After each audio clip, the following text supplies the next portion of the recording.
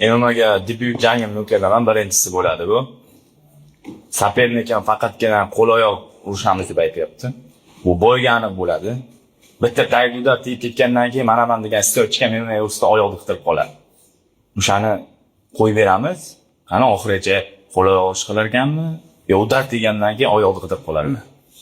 Shuni ko'ramiz. Biz tayyormiz.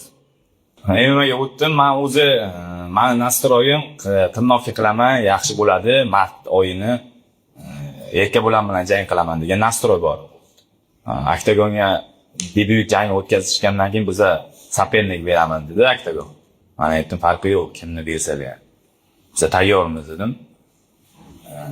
Sразу keyin shu ozarbayjonlik sapernik tajlashdi, qarasam u shunaqa bezib, takir. Bu hali endi internet olamiga endi kirib beribdi-da bu.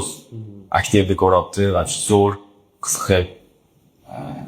Menga ham omad tilayman, xudo xolisa. Faqat bitta o'tarib ketgandan keyin oyoqni tutib qolmasa bo'ldi.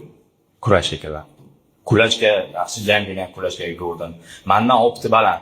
Bu oktagonga 4-5 marta urush qilgan MMA'ga. Men hali biron marta ham oktagonning ichiga kirib urush qilmagan bo'laman. Mana endi Humo Arenaga oktagonga kiramiz, chiroyli jang bo'ladi.